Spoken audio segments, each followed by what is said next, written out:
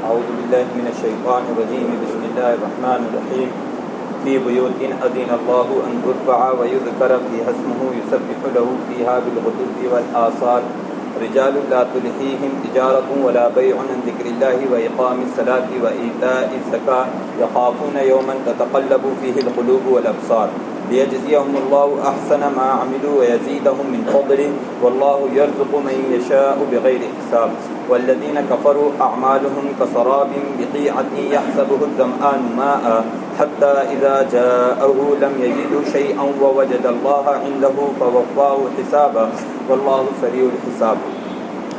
أو كظلمات في بحر لجي يغشاه موج من فوقه سحاب ظلمات بعضها فوق بعض إذا أخرج يده لم يكد يراها ومن لم يجعل الله له نورا فما له من نور. صدق اللہ العظیم. بسم اللہ الرحمن الرحیم. اللہ کے نام سے شروع کرتا ہوں جو بڑے مہربان نہایت رحم فرمانے والے ہیں.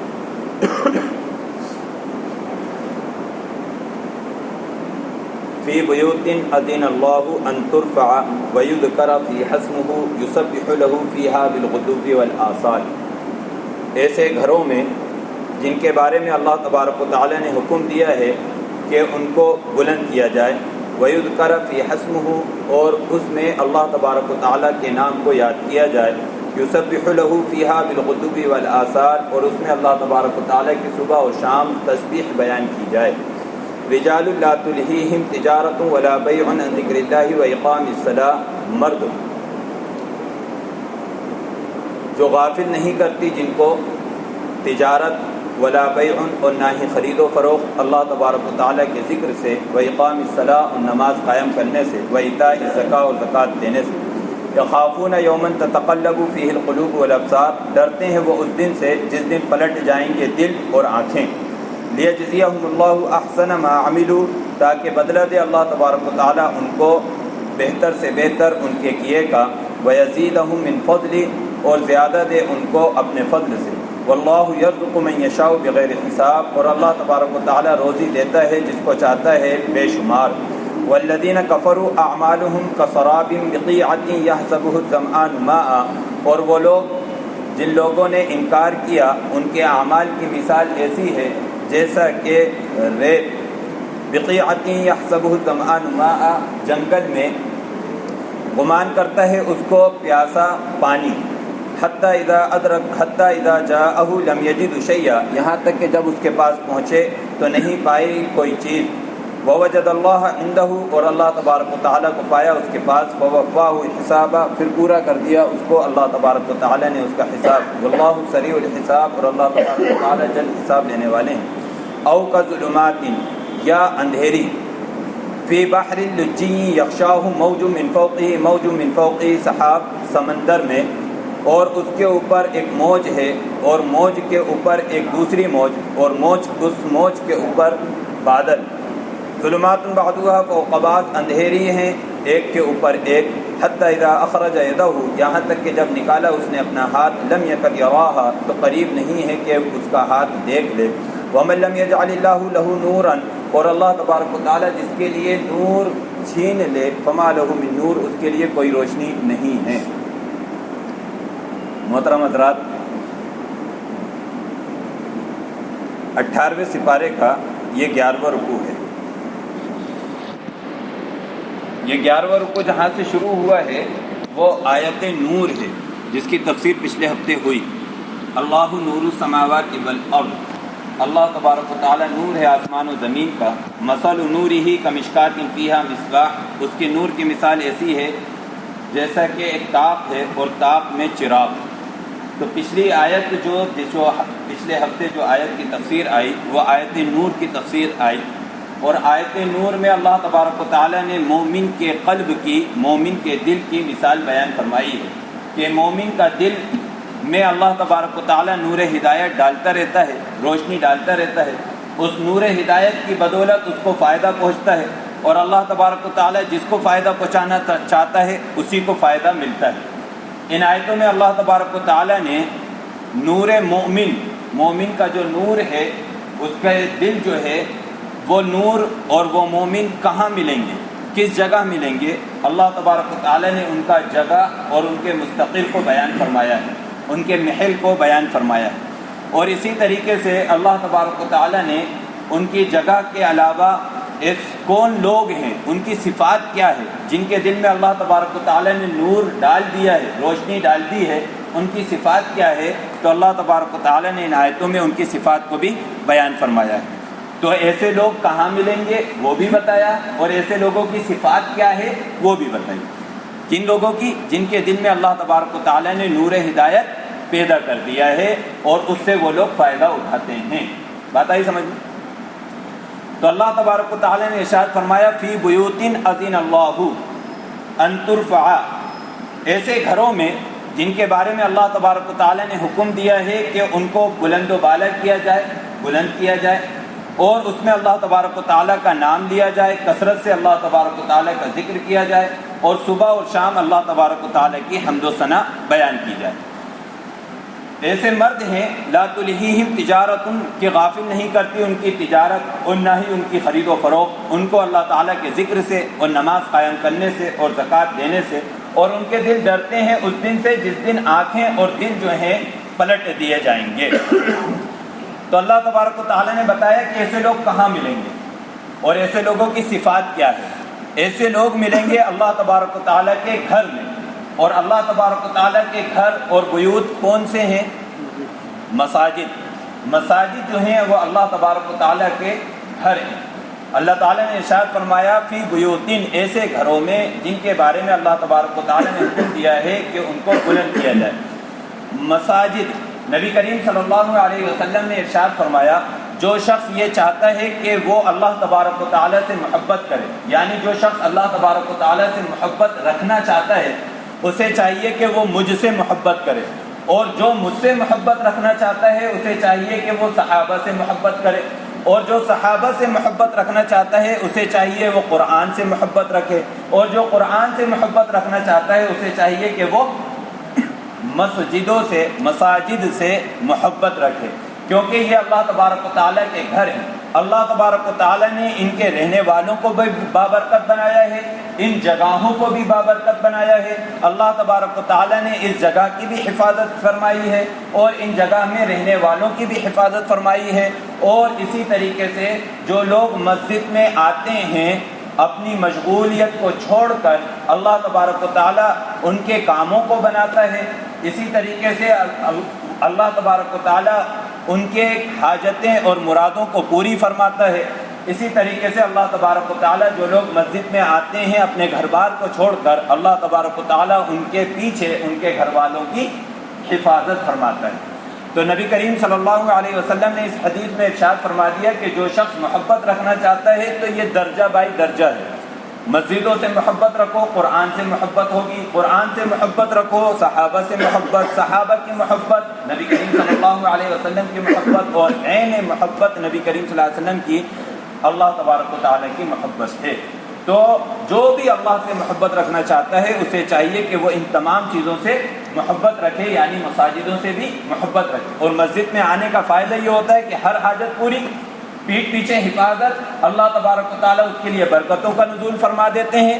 اسی طریقے سے اللہ تبارک و تعالیٰ اس کی حاجتیں اور ضرورتوں کو پورا فرماتے ہیں۔ ایک حدیث میں نبی کریم صلی اللہ علیہ وسلم نے ارشاد فرمایا جو لوگ مسجدوں میں جاتے ہیں اندھیروں میں، ان کو اس بات کی خوشخبری دے دو کہ قیامت کے دن جب اندھیرا ہی اندھیرا ہوگا، پل صراط پہ سے گزرنا ہوگا، قیامت کے ہولناکیاں منظر ہوں گے، اس اندھیرے میں اللہ تبارک و تعالیٰ ان کو مکمل نور عنایت فرمائے گا، جس سے ان کے لیے حفاظت ہو جائے گی اور روشنی ہو جائے گی، راستہ چلنے میں گھبراہٹ وغیرہ نہیں ہوگی، راستہ چلنے میں آسانی ہوگی۔ تو اللہ تبارک و تعالیٰ نے، نبی کریم صلی اللہ علیہ وسلم نے مساجد کے بارے میں کئی فضیلتیں بیان فرمائی ہیں۔ ایک حدیث میں نبی کریم صلی اللہ علیہ وسلم نے ارشاد فرمایا جو شخص وضو کرتا ہے گھر سے اور گھر سے وضو کر کے مسجد کے لیے جاتا ہے تو اللہ تبارک و تعالیٰ ہر قدم کے بدلے اس کے ایک گناہ معاف فرما دیتا ہے اور ایک درجہ اللہ تبارک و تعالیٰ اس کا بلند و بالا فرما دیتا ہے۔ اسی طریقے سے جو شخص اشراق کی نماز کے لیے گھر سے وضو کر کے جاتا ہے اللہ تبارک و تعالیٰ اسے عمرے کا ثواب عنایت فرماتے ہیں۔ گھر سے اشراق کی نماز کے لیے وضو کر کے جانے کا ثواب، اشراق کی نماز کا پڑھ لی اشراق کی نماز تو اس کو عمرے کا ثواب مل گیا، حج کا بھی ثواب ملتا ہے۔ انتظار میں بیٹھے رہو تو جتنی دیر انتظار میں بیٹھے ہیں مسجد میں اتنی دیر ہی نماز کا ثواب ملتا رہا، کہ جب تک کوئی ایذا والی کوئی تکلیف دینے والی بات چیت نہ کرے بندہ۔ نبی کریم صلی اللہ علیہ وسلم نے ایک حدیث میں ارشاد فرمایا احب البلاد الی اللہ مساجدها وابغض البلاد الی اللہ اسواقها، اللہ تبارک و تعالیٰ کو سب سے محبوب ترین چیزیں، محبوب ترین جگہ مساجد ہیں، اور سب سے نفرت والی جگہ اللہ تبارک و تعالیٰ کے لیے اس کے بازار ہیں۔ یعنی محبوب جگہ ہے یہ مساجد اور نفرت والی جگہ ہے بازار۔ کیوں کہ مسجد میں جب آدمی بیٹھتا ہے تو اللہ تبارک و تعالیٰ کی یاد تازہ ہوتی ہے، اور جب بازار میں نکلتا ہے تو پھر گناہوں میں ملوث ہونے کا خطرہ رہتا ہے، اندیشہ رہتا ہے، اور لوگ تو اس خطرے کو پاری کر جاتے ہیں، گناہوں میں ملوث ہو جاتے ہیں۔ اس لیے سب سے محبوب جگہیں ہیں مساجد ہیں، اور جو سب سے خراب جگہیں ہیں اللہ کی نظر میں وہ اس کے بازار ہیں۔ تو بندہ جب ضرورت ہے، حاجت ہے، تب تک بازار میں رہے، اور جب تک کوئی ضرورت اور حاجت نہیں ہے تو اس کو چاہیے کہ وہ بازار سے نکل کر مساجد کی طرف رخ کرے۔ مساجد کی طرف رخ کرنے کی نصیحت حضرت ابو درداء نے بھی فرمائی اپنے بیٹے کو، اور اپنے بیٹے سے کہا حضرت ابو درداء رضی اللہ تعالی عنہ نے کہ بیٹے مسجد کو اپنا گھر بنا لو، جتنا ہو سکے مسجد میں رہو، کیونکہ مسجدوں کو آباد متقی لوگ، پرہیزگار لوگ ہی کرتے ہیں۔ قرآن کی آیت ہے، اللہ تبارک و تعالیٰ نے 10ویں سپارے کو جب ہم پڑھیں گے اس میں اللہ تعالیٰ نے ارشاد فرمایا انما یعمر مساجد اللہ من آمن باللہ والیوم الآخر واقام الصلاۃ وایتاء الزکاۃ ولم یخش الا اللہ۔ مسجدوں کو تو تعمیر وہی لوگ کرتے ہیں، انما یعمر مساجد اللہ من آمن باللہ والیوم الآخر، جو اللہ پر ایمان رکھتا ہے، قیامت کے دن پر ایمان رکھتا ہے، نماز پڑھتا ہے، زکوٰۃ دیتا ہے، اور اللہ کے علاوہ کسی سے نہیں ڈرتا، یہ لوگ مسجد کو آباد کرنے والے ہیں۔ اللہ تعالیٰ نے اس آیت میں ایک لفظ ارشاد فرمایا ہے ترفع، اور ایک لفظ ارشاد فرمایا ازینہ۔ ازینہ کے معنی اجازت دی، جس کے اللہ تبارک و تعالیٰ نے، تو اجازت کا کیا مطلب ہے؟ اجازت کا مطلب یہ ہے کہ اللہ تبارک و تعالیٰ نے حکم دیا، تو پھر حکم کا لفظ استعمال کیوں نہیں کیا؟ حکم کا لفظ اس لیے استعمال نہیں کیا کہ جو مومن ہیں، جو ایمان والے ہیں، ان کی صفت یہ ہوتی ہے کہ وہ اس بات کے منتظر رہتے ہیں کہ بس ہمیں جیسی اجازت ملے ہم مسجدوں میں جائیں، ان کو حکم کا انتظار نہیں کرنا رہتا، وہ تو اجازت کا انتظار کرتے ہیں، جیسی اجازت ملتی ہے مسجدوں میں جاتے ہیں، وہ حکم کا انتظار نہیں کرتے کہ ہمیں حکم ملے گا تب مسجد میں جائیں گے، حکم نہیں ملے گا تو ہمیں مسجد میں جانے کی ضرورت نہیں ہے بھلے اجازت ہو۔ اس لیے اللہ تبارک و تعالیٰ نے اس آیت میں ایک لفظ استعمال فرمایا ازینہ، فی بیوت ازینہ، لیکن یہاں پر ازینہ کے معنی حکم، کہ اللہ تبارک و تعالیٰ نے ایسے گھروں کے بارے میں حکم دیا ہے ان ترفع، ان کو بلند کیا جائے۔ بلند کرنے سے کیا مطلب ہے؟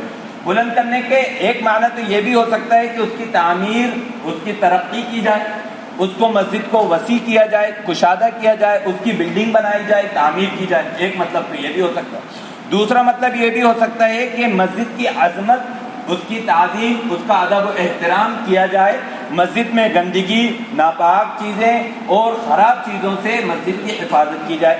مسجد کے آداب بھی ہیں، مسجد کے آداب میں سے ایک یہ بھی ہے کہ مسجد میں نبی کریم صلی اللہ علیہ وسلم نے ارشاد فرمایا لہسن اور پیاز کھا کر مت آؤ۔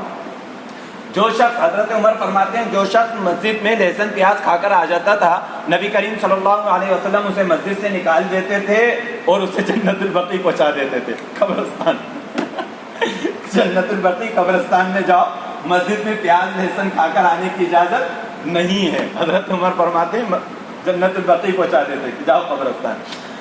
ہاں اگر پیاز لہسن کھانا ہی ہے تو خوب پکا کر کھاؤ تاکہ بدبو جو ہے اس کی ختم ہو جائے۔ تو نبی کریم صلی اللہ علیہ وسلم نے بدبودار چیزیں کھا کر مسجد میں آنے سے منع فرمایا۔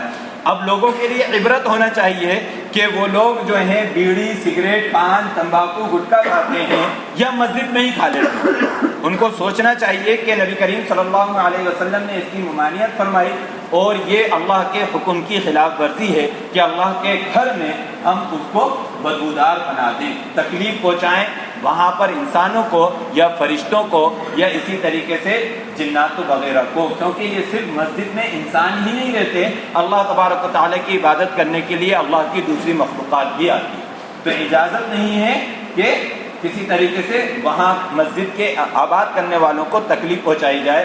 لہذا کوئی سگریٹ پیتا ہو یا تمباکو پان گٹکا کھاتا ہو اس کے لیے یہ چیز لازم ہے کہ وہ اپنا منہ صاف کر کے آئے. یہ نہیں کہ مسجد میں آ رہے ہیں پوری مسجد یہاں سے آئے پوری مسجد پار کر دی پھر جا کے منہ صاف کر دیں. یہ طریقہ نہیں ہوتا. طریقہ یہ ہے کہ آپ باہر سے ہی منہ صاف کر دیں تاکہ بدبو مسجد میں بھلے وہ ایک لمحے کے لیے ایک سیکنڈ کے لیے لیکن آپ نے پہنچائی تو مسجد میں تکلیف بدبو پہنچائی. لہذا اس سے گریز کرنا چاہیے. تو آج میں وضو کر رہا تھا اپنے یہاں. وضو کرنے کے دوران میں نے کہا مسواک تو ہے نہیں انگلی سے ہی صاف کر لو. انگلی سے صاف کر رہا تھا یہ ناخن جو ہے تالو میں لگ گیا اس کی وجہ سے خون نکلا. 2 مرتبہ وضو کیا پھر آیا مسجد میں یہاں بیٹھا کپڑے پہ چیک کیا تو کپڑے پہ پھر خون کے داغ آئے دھبے نکلے.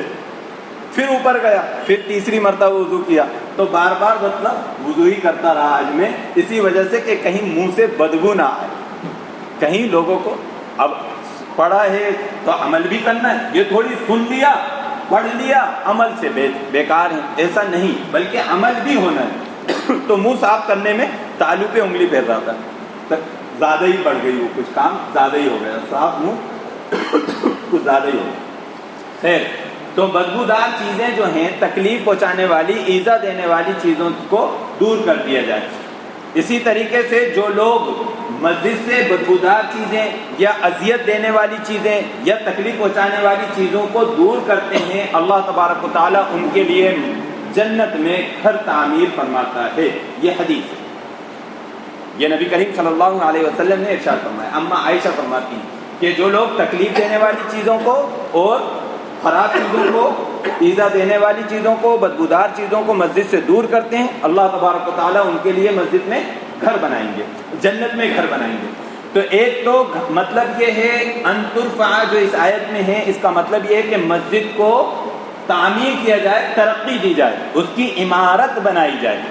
عمارت جب بنائی جائے تو آپ 2 منزل بنائیں 3 منزل بنائیں جتنی اجازت ہے آپ کو اتنی بلڈنگ بنانے میں کوئی حرج نہیں ہے بلکہ فائدہ ہی ہے ثواب ہی. حضرت امام ابو حنیفہ فرماتے ہیں اگر نام کے لیے نہیں شہرت کے لیے نہیں بلکہ مسجد کی تعمیر و ترقی کے لیے مسجد کی ضرورت کے لیے اگر آپ مسجد کی بلڈنگ کو بنا رہے ہیں تو اس میں انشاءاللہ ثواب ہی ملے گا. پھر ایک دوسری چیز ہے یہ تو ہی تعمیر. ایک دوسری چیز ہے توسیع. مسجد کی توسیع کی جائے. ایک گھر خرید لیا مسجد کے قریب کا مسجد کی توسیع کی ضرورت پڑ رہی ہے دوسرا گھر خریدا. ایک اور ضرورت پڑ رہی ہے تیسرا خریدا. پارکنگ کی ضرورت پڑ رہی ہے پارکنگ کے لیے گھر خریدا پلاٹ خریدا زمین خریدی. یہ سب کرنا مسجد کی تعمیر ہے. یہ ساری چیزیں مسجد میں کچھ مہمان آ جاتے ہیں مسافر آ جاتے ہیں تو ان کے لیے قضاء حاجت وغیرہ کا انتظام کرنا پانی وغیرہ کا انتظام کرنا یہ ساری چیزیں مسجد میں کے لیے ہیں تعمیر و ترقی میں داخل ہیں. اسی طریقے سے جو لوگ پانی کو بھیجا خرچ کرتے ہیں اور اتنا خرچ کرتے ہیں کہ ایک نہر تیار ہو جاتی ہے. وضو کر رہے ہیں مسجد میں پانی استعمال کر رہے ہیں ایک نہر بن گئی نالی میں سے ایسا پانی بہ رہا ہے گویا کہ یہاں پر نہر پانی کی نہر ہے. اتنا پانی خرچ نہیں کرنا چاہیے. بہت پانی خرچ ہوتا ہے. اتنا تھوڑے سے پانی سے وضو ہو جاتا ہے لیکن لوگ جو ہیں نل کھولے ہوئے ہیں اور تیز دھڑا دھڑ پانی پھینک رہا ہے اس کی فکر نہیں کر رہا ہے. نل بند ہی نہیں کر رہا ہے. اگر منہ کو مل رہے ہیں یا ہاتھوں کو مل رہے ہیں یا پیر کو مل رہے ہیں تو نل بند کرو بھائی. نل بند کرو تاکہ پانی بیجا خرچ نہ ہو. مسجد کو خراب نہ کیا جائے اس کی ترقی میں روڑے نہ اٹکائے جائیں. ان چیزوں کا خیال رکھنا چاہیے. خیر تو ایک تو مسجد کی تعمیر ہے ایک توسیع ہے. توسیع یعنی کشادگی اس کی کشادگی کرنا چاہیے. ایک تعمیر ایک توسیع. دوسری ایک چیز اور ہے مسجد کی تیسری چیز نقش و نگار. حضرت عثمان غنی رضی اللہ تعالی عنہ نے سال کی لکڑی سے مسجد نبوی کی تعمیر کی.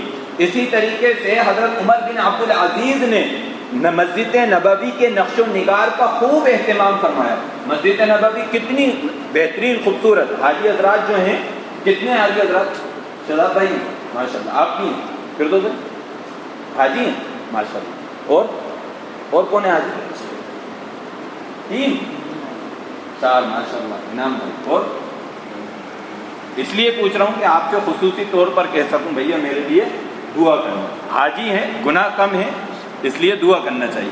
تو یہ جو حاجی حضرات ہیں انہوں نے تو باقاعدہ مسجد نبوی دیکھی، اور جو عمرہ کر کے آئے انہوں نے بھی دیکھی، جیسے میں ہوں عمرہ کر کے آیا اللہ کے شکر سے، تو مسجد نبوی دیکھی، اس کے نقش و نگار دیکھیے، اتنی خوبصورت مسجد، اللہ اکبر. میں نے آج تک اتنی خوبصورت مسجد نہیں دیکھی، ایک سے بڑھ کر ایک نقش و نگار، پینٹ کے ذریعے اور نہ جانے کن کن چیزوں کے ذریعے، پھول اور باقاعدہ اس کی پتیاں اور نہ جانے ہر چیز.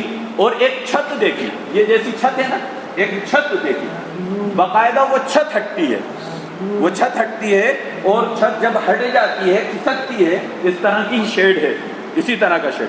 وہ جب چھت ہٹتی ہے تو باقاعدہ دھوپ آتی ہے مسجد میں. اسی طرح کی قالین بچھی ہوئی ہیں خوبصورت، جنت البقیع، جنت البقیع میں اعلیٰ قسم کی قالین، وہ ریاض الجنہ، ریاض الجنہ میں اعلیٰ قسم کی قالین، بہترین نقش و نگار، ہر چیز اعلیٰ سے اعلیٰ. یہ سب حضرت عمر بن عبد العزیز رضی اللہ رحمہم اللہ تعالیٰ عنہ ان کے دور سے، بلکہ حضرت عثمان غنی کے دور سے، نبی کریم صلی اللہ علیہ وسلم کے ہی دور سے مسجد کی تعمیر، ترقی، توسیع اور پھر نقش و نگار، یہ سب ہوتا رہا، اور یہ سب کرتے رہے صحابہ کرام. کسی نے اس پر منع نہیں کیا کہ یہ مسجد میں نقش و نگار نہیں ہونا چاہیے. اچھا، اپنا گھر میں تو ٹائلز، اپنا گھر تو اعلیٰ، اور اللہ تبارک و تعالیٰ کا گھر کیسے ہی ہو، چھپر کا ہو، خراب ہو، کوئی فرق نہیں پڑتا، نماز ہی تو پڑھنا ہے. نہیں بھائی، مسجد اللہ کا گھر ہے. حضرت آدم جب اس دنیا میں آئے ہیں تو سب سے پہلے انہیں اسی بات کی فکر ہوئی کی کہ اللہ کا گھر تعمیر کیا جائے. ان اول بیت وضع للناس للذی ببکہ، سب سے پہلا گھر جو لوگوں کے لیے بنایا گیا وہ وہی ہے جو بکہ میں، یعنی مکہ میں. حضرت آدم نے سب سے پہلا گھر مکہ میں خانہ کعبہ کی تعمیر کی. اس کا نقش و نگار کیجیے، دیکھیے خانہ کعبہ کے نقش و نگار، خانہ کعبہ کی مسجد حرام کو دیکھیے، کتنی خوبصورت، کتنی اچھی، کتنی وسیع، کتنی ترقی یافتہ مسجد ہے. ترک نے ایک بہترین، پورے میں ترکیوں نے بہترین ایک محراب بنائی، گویا کہ پورے میں ایک بلڈنگ تعمیر کی. ان کی شرط ہے کہ بلڈنگ نہ توڑی جائے. ماشاءاللہ ترک نے وہ بلڈنگ ہے ماشاءاللہ بہت اچھی. تو حضرت عثمان غنی رضی اللہ تعالیٰ عنہ نے، حضرت عمر بن عبد العزیز رحمہم اللہ نے، اسی طریقے سے تمام ہی لوگوں نے مسجد کے نقش و نگار کا بھی اہتمام فرمایا ہے. ایک بادشاہ گزرے، بادشاہوں نے تو ہر ایک بادشاہ نے اعلیٰ سے اعلیٰ مسجد بنائی. اپنی کلثوم بی کی مسجد دیکھو، اپنی ہے نا موتی مسجد دیکھو، تاج المساجد دیکھو، دلی جاؤ تو جامع مسجد دیکھو، اور بہت سے بادشاہوں کی مسجدیں اعلیٰ سے اعلیٰ، بہترین سے بہترین، اونچی بلندی پر بھی بنائی تاکہ پانی وغیرہ کا خطرہ نہ رہے. اچھی بنائی، بڑی بنائی. آج وہ مسجدیں بھر جاتی ہیں، جگہ کم پڑ جاتی ہے. جب عیدگاہ میں عید کی نماز پڑھنے کے لیے جاؤ تو پھر تاج المساجد بھی فل ہے، موتی مسجد بھی فل ہے، جامع مسجد بھی فل ہے، عیدگاہ بھی فل ہے، مسجد عائشہ بھی فل ہے، حبیب گنج بھی فل ہے، ساری مسجدیں فل ہیں. تو مسجد کی توسیع بھی ہونا چاہیے، ترقی بھی ہونا چاہیے، نقش و نگار بھی ہونا چاہیے، خوبصورت بھی ہونا چاہیے. تو بادشاہوں نے اس کا بڑا اہتمام فرمایا ہے. ایک بادشاہ گزرے، ولید بن عبد الملک. یہ جو ولید بن عبد الملک تھے، انہوں نے دمشق میں ایک جامع مسجد بنائی، وہی تعمیر آج تک ہے. یہ جو مسجد بنائی انہوں نے، ولید بن عبد الملک نے، یہ 3 گنا زیادہ سالانہ بجٹ جو تھا، سالانہ آمدنی جو تھی، اس سے 3 گنا زیادہ خرچے پر مسجد کی تعمیر کی تھی. 3 گنا زیادہ سالانہ بجٹ کی، سالانہ آمدنی کی 3 گنا زیادہ، اور مسجد کی تعمیر کی، ترقی کی، نقش و نگار کیا. تو یہ ساری چیزیں مسجد میں اللہ تبارک و تعالیٰ نے اس آیت میں کہا ہے ان ترفع میں ساری چیزیں شامل ہیں. کیا کیا؟ ترقی، توسیع، تعمیر اور پاک صفائی، نجاست سے دور، گندگیوں سے دور، یہ تمام چیزیں شامل ہیں. مسجد کے آداب میں سے یہ بھی ہے کہ گندگی نہ ہو، صاف رہے، بدبودار نہ ہو. اسی طریقے سے تلوار نہ نکالی جائے، لڑائی جھگڑے نہ کیے جائیں، آپس میں ایک دوسرے کے ساتھ گالی گلوچ نہ کی جائے، اور بیٹھ کر دنیاوی باتیں نہ کی جائیں. نبی کریم صلی اللہ علیہ وسلم نے اس کی تو تاکید فرمائی.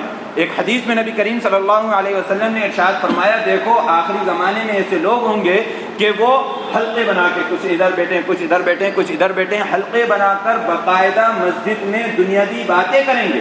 تو جو دنیاوی باتیں کر رہے ہیں ایسے لوگوں کے ساتھ بالکل مت بیٹھنا. اور جو اچھے باتیں کر رہے ہیں، جیسے مثال کے طور پر ابھی تفسیر ہو رہی ہے نا، اسی طریقے سے بیانات ہوتے ہیں، وعظ و نصیحتیں ہوتی ہیں، اچھی باتیں، دنیا کی باتیں، دین کی باتیں ہو رہی ہیں، ایسے حلقوں میں بیٹھو، اور ایسے حلقوں میں جہاں پر دنیا کی باتیں ہو رہی ہیں، دنیا کی محبت کی باتیں ہو رہی ہیں، شور و شغب ہو رہا ہے، نبی کریم صلی اللہ علیہ وسلم نے ایسے حلقوں میں بیٹھنے سے منع فرمایا، بلکہ مسجد میں بات کرنے کے گناہ تک ہوتے ہیں، فالتو کی دنیا کی باتیں کرنا یہ اس کا گناہ تک ہوتا ہے، لہذا اس کا اہتمام کیا جائے۔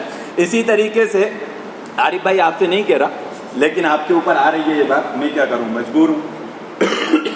اسی طریقے سے مسجد میں ایسے بچوں کو نہ لایا جائے جو پیشاب پخانے کا اہتمام نہیں کرتے، اور جو پیشاب پخانے کا اہتمام کر لیں ان بچوں کو لانے میں کوئی حرج نہیں ہے، اور مجنون کو، پاگل کو، دیوانوں کو نہ لائیں، اس سے مسجد کی بے حرمتی ہوتی ہے، مسجد کو خراب کر دیں گے وہ، اس طریقے سے پتہ بھی نہیں چلے گا مسجد میں گندگی۔ ایسا شخص ہے کہ اس کے پاس سے بدبو آ رہی ہے تو اس شخص کو بھی مسجد میں نہ آنے دیا جائے، بدبو آ رہی ہے، لوگوں کو تکلیف پہنچے گی، پہلے پاک صاف ہو پھر مسجد میں آؤ۔ ان چیزوں کا اہتمام اور خیال رکھنا چاہیے۔ بھیا یہ بچہ اتنا بڑا ہے کہ وہ پیشاب پخانے کا کہہ دے گا۔ ارے عارف بھائی کہاں جا رہا ہو عارف بھائی؟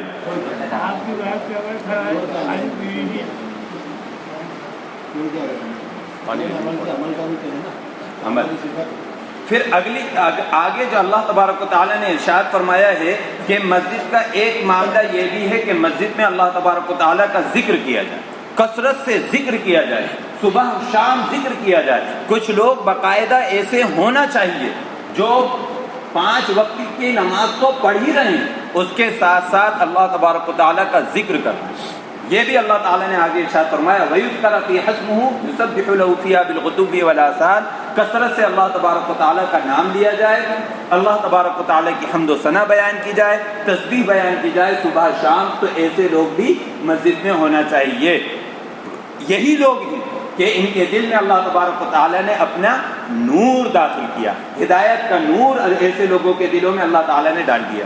ایک دن میں آیا عصر کی نماز کے بعد، اسی مسجد میں آیا، ہر مسجد میں جانا ہوتا ہے لیکن اسی مسجد کی بات کرتے ہیں۔ پر ایک دن آیا میں تو میں نے دیکھا اس جگہ پر یہ پیچھے کم سے کم 5 لوگ تھے، اس میں آپ بھی تھے شاید، نہیں تھے، عصر کی نماز کے بعد آیا تھا۔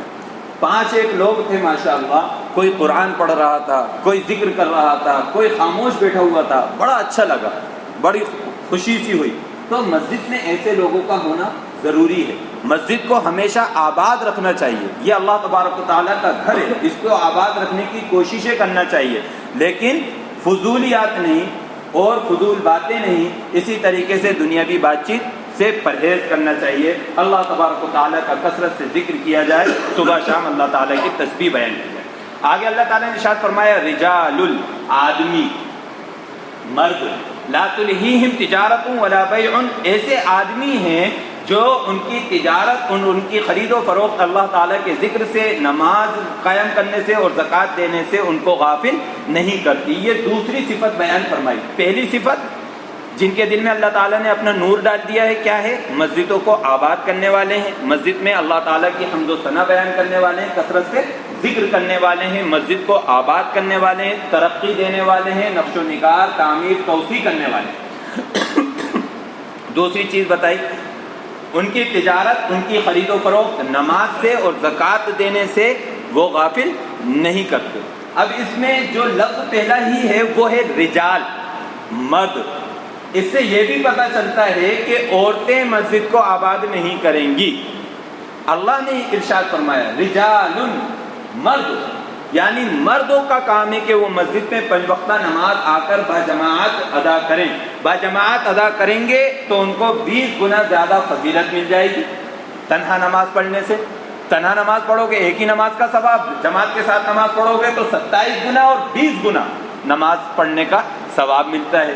تو ایسے مرد لا تلہیہم، تو عورتوں کے لیے بہتر اور افضل یہی ہے کہ وہ اپنے گھر میں ہی نماز ادا کریں، اور مسجد میں آ کر اس کا خیال نہ کریں کہ ہم مسجد میں جا کر ہی نماز پڑھیں گے۔ لیکن عاشق تھیں نبی کریم صلی اللہ علیہ وسلم کی صحابیہ تو صحابیہ یہ چاہتی تھی کہ ہم تو نبی کریم صلی اللہ علیہ وسلم کے پیچھے ہی نماز پڑھیں۔ اجازت بھی دی گئی کہ مکۃ المکرمہ میں، مسجد حرام میں، خانہ کعبہ میں اور مسجد نبوی میں باقاعدہ اس کا اہتمام کیا گیا کہ عورتیں آئیں، ان کے لیے مسجد الگ تعمیر کی گئی، الگ جگہ بنائی گئی، وہاں پر وہ نماز پڑھیں۔ اسی طریقے سے اگر کوئی مسجد ایسی ہے کہ وہاں پر عورتوں کے نماز پڑھنے کی الگ جگہ ہے اور ہمیشہ نہیں آتی وہ عورتیں، لیکن سفر میں ہیں یا کوئی بازار گئی ہوئی ہے، کوئی کام کاج ہے، جیسے اپنی جامع مسجد، اس میں عورتوں کی نماز پڑھنے کی جگہ الگ ہے، اب بازار میں ہے، نماز کا ٹائم ہو گیا، ماشاءاللہ عورتوں کو نماز پڑھنا ہے، تو اب کسی کے گھر جائیں گی اور نہ جانے وہ گھر کس کا ہے، کیا معاملہ ہے، کیا نہیں ہے، تو ایسے لوگوں کے لیے اجازت بھی ہے کہ وہ ایسی عورتوں کے لیے کہ وہ مسجد میں جا کر ان کا جو مستقل طور پر نماز پڑھنے کی جگہ ہے وہاں پر وہ نماز پڑھ سکتی ہیں۔ ایک صحابیہ تھی حضرت عمر رضی اللہ تعالیٰ عنہ کی بیوی، حضرت عمر نے منع کیا، بھیا مسجد میں جا کے نماز مت پڑھا کرو، تم کون، ہم تو نبی کے پیچھے جا کے نماز پڑھیں گے، تم کون ہوتے ہو ہمیں منع کرنے والے، نبی کے پیچھے جا کے نماز مت پڑھو، عاشق ہوتا ہے۔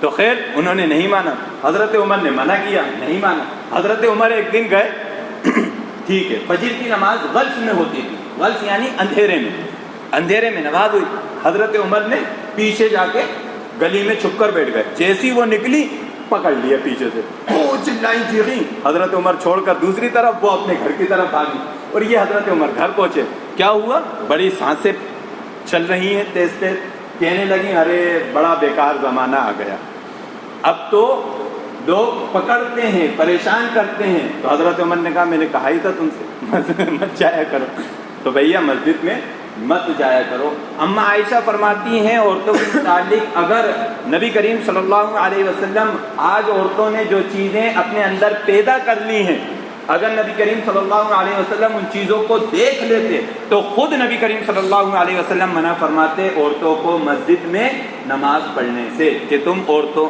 جو ہیں مسجد میں مت آ کر نماز پڑھا کرو۔ اور پھر نبی نے فرمایا بھی ہے کہ تمہارے لیے بہتر یہی ہے کہ گھر کا سب سے اندرونی حصہ جو ہے اس میں ہی نماز پڑھو، صحن میں نماز پڑھنے سے، محلے کی مسجد میں، شہر کی مسجد میں، ہر جگہ صرف 3-4 مساجد ہیں، 3 مسجدیں ہیں جن میں عورتوں کی اجازت ہے، بیت المقدس، مسجد نبوی اور خانہ کعبہ، یہ 3 مسجدوں میں تو عورتیں آ کر نماز پڑھیں۔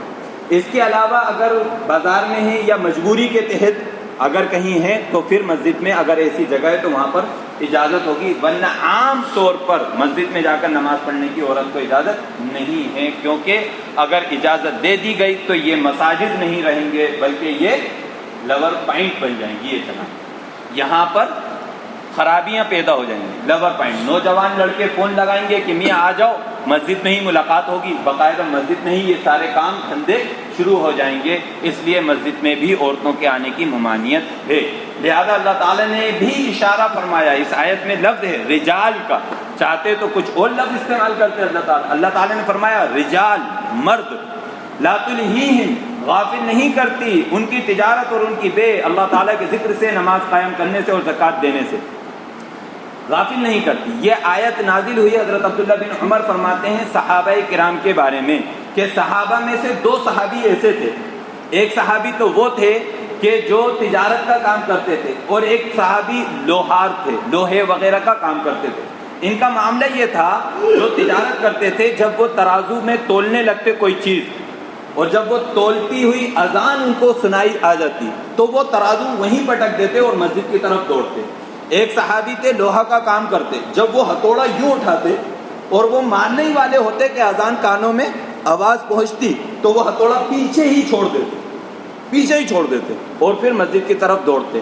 اللہ تبارک و تعالیٰ نے ان کی حمد و ثنا بیان فرمائی، ایسے لوگوں کے بارے میں ہی یہ آیتیں نازل ہوئی ہیں کہ اللہ تبارک و تعالیٰ جب ان کو حکم دے دیتے ہیں مسجد میں آ جاؤ، اجازت دے دیتے ہیں، تو پھر وہ غافل نہیں ہوتے بلکہ نماز قائم کرتے ہیں، زکوٰۃ ادا کرتے ہیں، تجارت ہو، خرید و فروخت ہو، سب کو چھوڑ دیتے ہیں۔ جمعے کی نماز کے لیے تو یہ ضروری بھی ہے، جمعے کی نماز کے لیے تو اللہ تعالیٰ نے مستقل طور پر الگ حکم دیا، اذا نودی للصلاۃ من یوم الجمعۃ فاسعوا الی ذکر اللہ وذروا البیع، دوڑو مسجد کی طرف نماز کے لیے اور خرید و فروخت کو چھوڑ دو۔ یہ تو جمعے کے لیے تو مستقل طور پر ہے، باقی نماز کے لیے بھی ہے، خرید و فروخت چھوڑو، نماز قائم کرو۔ یہ مرد ایسے ہیں جن کے دل میں اللہ تعالیٰ نے ہدایت کا نور ڈال دیا۔ ایک تیسری صفت اللہ تعالیٰ نے ان کی بیان فرمائی کہ وہ لوگ اتنا کرتے ہیں، نماز بھی قائم کرتے ہیں، زکوٰۃ بھی دیتے ہیں، سارے کام کر رہے ہیں جو اللہ نے حکم دیے، اس کے باوجود ڈر رہے ہیں۔ یخافون یوما تتقلب فیہ القلوب والابصار، وہ لوگ ڈرتے ہیں اس دن سے جس دن آنکھیں اور دل پلٹ دیے جائیں گے، یعنی قیامت کے دن سے وہ لوگ ڈرتے بھی ہیں کہ نہ جانے ہمارا کیا ہوگا، تاکہ بدلہ دے اللہ تبارک و تعالیٰ ان کے کاموں کا بہتر سے بہتر اور زیادہ دے ان کو اپنے فضل سے، اور اللہ تبارک و تعالیٰ جس کو چاہتا ہے اس کے روزی دیتا ہے بے شمار۔ تو اللہ تبارک و تعالیٰ نے ان آیتوں میں ایمان والوں کی صفت بیان فرمائی، اور ان ایمان والوں کے جن کے دل میں اللہ تعالیٰ نے ہدایت کا نور ڈال دیا۔ اگر آپ کو بھی ہدایت کا نور اور اللہ کی روشنی اپنے دل میں ڈالنا ہے، پیدا کرنا ہے، تو آپ مسجد سے جڑ جائیں، مسجد سے گندگی کو دور کیجیے، مسجد کو پاک صاف کیجیے۔ اور یہ کام صرف مؤذن کا نہیں ہے کہ مؤذن